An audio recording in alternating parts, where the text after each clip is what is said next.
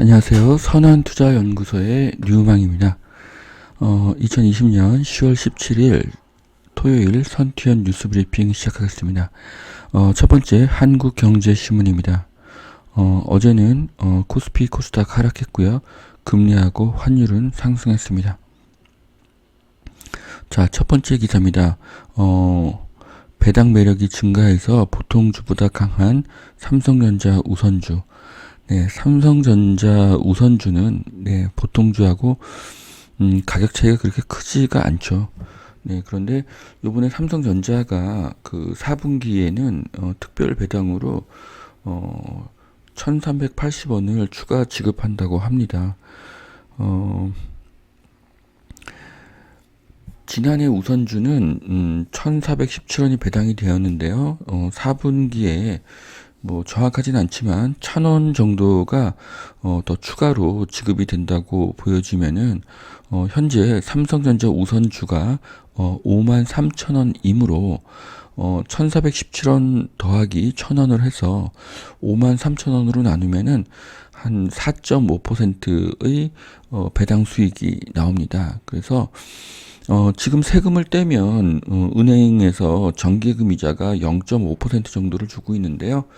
은행 이자의 9배니 좋습니다. 또한 내년에는 반도체, 핸드폰, 그리고 가전 쪽에 시장도 더 커질 거고요.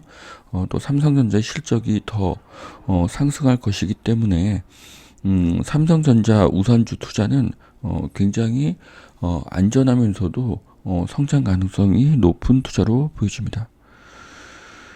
자, 김현미 장관이 어제 국감에서 전세 안정 시간이 걸릴 것이다. 조기 진정은 힘들다라는 인정을 하셨습니다. 네, 국민께 걱정을 끼쳐서 송구스럽다는 사과도 했죠. 네.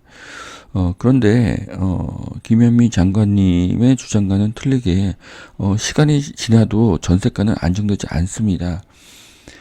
전세 물건은 내년에 더 줄어들고 후년에 더 줄어들고 또 그 다음해에는 더 줄어들 것입니다. 네, 전세는 급속히 사라지기 때문입니다. 예. 1989년에 임대기간을 1년에서 2년으로 연장했을 때 5개월간 불안정했었다고 덧붙였는데요. 5개월 동안 불안정했던 것이 아니라 5개월 동안 폭등을 했죠. 그리고 그 이후에도 순차적으로 계속 상승을 했습니다. 자, 그 다음 기사는요. 분양가와 전셋값이 같아진 서울 입주 아파트 속출이라고 하는데요. 네, 뭐 이런 현상들 뭐 굉장히 많죠. 뭐 분양이라는 것이 입주하기 3년 전에 미리 분양을 하는 것이기 때문에 그 3년 동안 그 매매가 전세가가 이렇게 상승을 하게 되는 것입니다. 전세가가 이렇게 상승하는 그 원인은 전세 물량이 부족이죠. 전세 물량이 부족한 이유는 임대차 3법, 분양가 상한제, 공급 물량 부족 등등입니다. 더 근본으로 가면 다주택자와 임대사업자를 그 투기꾼이라는 그 프레임으로 적폐로 규정한 것이 더 큰 원인입니다. 그래서 이 근본을 고쳐야지 전세가가 하락하게 될 것입니다. 자, 그 다음 기사는요. 서울 비강남 아파트 땅가 문정부 때 가장 많이 올랐다. 뭐 여러 가지 이유가 있는데요. 네, 어쨌든 지금은 그 화폐 가치가 급속도로 하락하는 그런 시대이죠. 네, 땅값이 오르는데 분양가를 이렇게 제한을 하게 되면은 건설사는 일방적인 손해를 볼 수가 있게 되죠. 그러면 건설사는 신규 사업을 추진하지 않고 또 건설사가 신규 사업을 추진하지 않으면 결국 공급이 줄어들게 됩니다. 자, 전세 난면 아우성 외면하더니 부총리 구하기에는 전광석화다. 뭐 이런 기사가 나왔습니다.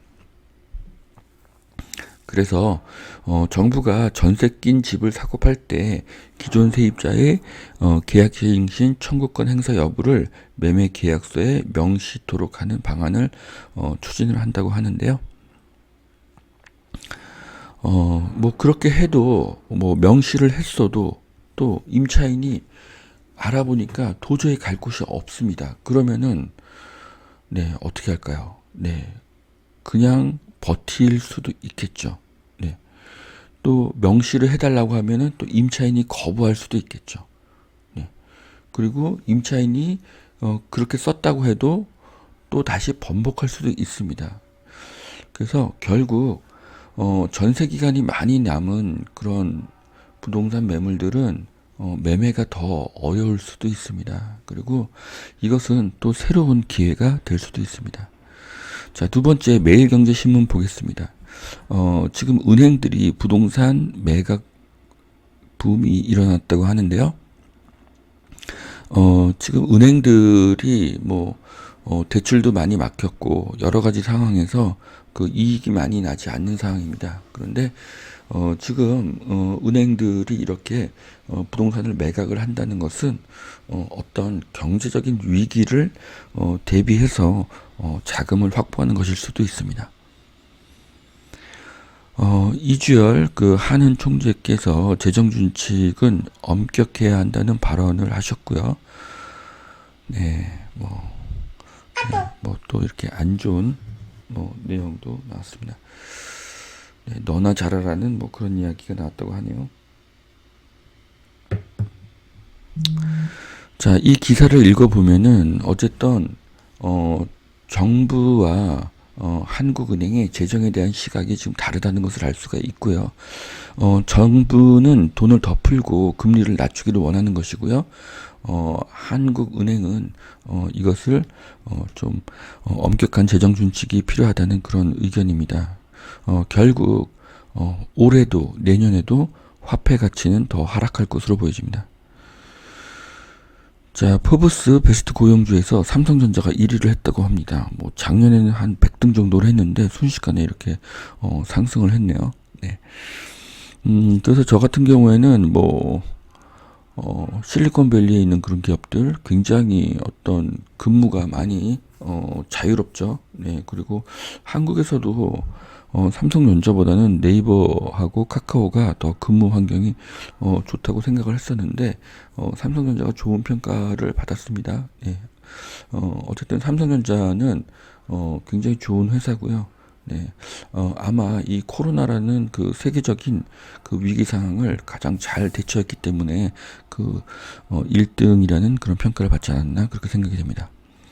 자, 한국조선해양이 수주에 성공을 했다고 하는데요. 네, 지금 뭐 전 세계 그 선박 시장은 그 한국이 제일 잘하고 있습니다. 그리고 이제 중국이 좀 저가로 이렇게 시장에 참여를 하고 있습니다. 자, 빅히트 네, 22% 빠졌다. 4천억 산 개미가 패닉에 빠졌다고 하는데요. 이제 공모주라는 것이 이제는 조금 인기가 떨어질 수가 있습니다. 반면에 이런 사항들을 보면은 시중에 엄청난 유동성이 있다는 것을 알 수가 있습니다. 그래서 다시 한번 또 부동산으로 돈이 몰릴 수가 있는 그런 상황이 될 수도 있다는 그런 예상을 할 수가 있습니다. 자, 그 다음 기사는요. 전세 난민이 갈 곳이 없는데 월세마저 5개월 상승을 하고 있다. 네. 전세를 구하기도 어렵고 월세도 계속 오르고 있다. 뭐 이제 그런 기사인데요. 이제 전세는 급속도로 사라질 것이고요. 네, 결국 매매가, 전세가 또 저가 부동산이 더 상승하게 될 것입니다. 네, 뭐 수억 원을 더해서 이사 갈 수가 없는 상황이죠. 대출이 막혔기 때문에. 그래서 이제 부동산을 보는 눈높이가 계속 낮아질 것으로 보여집니다. 자, 그래서 전세는 반전세가 되고요. 그리고 시간이 지나면 결국 반전세가 올 전세가 될 것입니다. 자, 매매가와 전세가의 폭이 다시 좁아지면서 다시 한번 투자의 기회가 오고 있는 것으로 보여집니다. 주거 비용이 상승하게 되면은 매매가는 더 오르게 됩니다. 매매 그 월세가가 상승하게 되면은 부동산의 가치는 더 상승하게 되겠죠. 자, 그래서 앞으로 저가 부동산의 상승이 두드러질 것으로 보여집니다. 자, 쫓겨나는 홍단기 질문에 김현미 장관께서는 새 전셋집을 찾아야 한다는 그런 해법을 주셨는데요. 네, 새 전셋집을 찾아야 하지만 문제는 뭐죠? 새 전셋집이 없다는 것이 문제죠. 네. 자, 그래서 여기 기사에서 굉장히 유심히 볼 것은 전세난과 관련해서 추가 대책을 내놓지 않을 것이라고 밝혔다. 네. 뭐 특별히 지금 전세난에 관련해서 추가 대책을 내놓을 것도 없습니다. 네. 자, 임대차 3법의 배후에는 그 다주택 임대인을 그 가격 상승의 주범으로 몰고 투기꾼이라는 프레임을 씌운 것이었죠.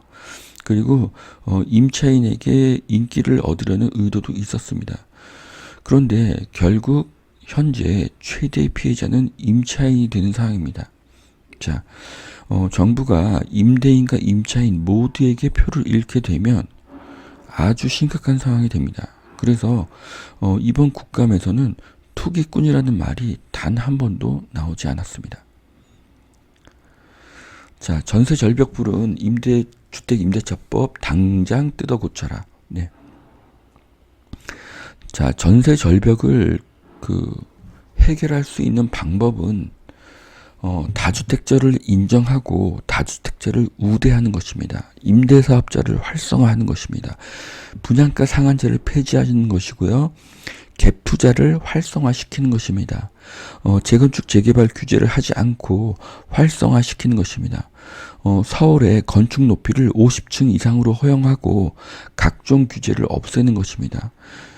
그 중에 당장 매물을 늘려서 효과를 볼 수 있는 것은 다주택자의 양도세 인하입니다. 그러면 시중에 매물이 많이 나올 수가 있습니다. 자, 이러한 정책들은 현재의 전세난을 해결할 수 있는 아주 유용한 방법이지만 현재까지 정부의 정책과는 정반대로 걸어야 됩니다. 결국 정부는 어떤 선택을 하게 될까요? 자, 여기까지 2020년 10월 17일 선한투자연구소 뉴스 브리핑 마치겠습니다. 오늘도 투자에 도움이 되시길 바라고요.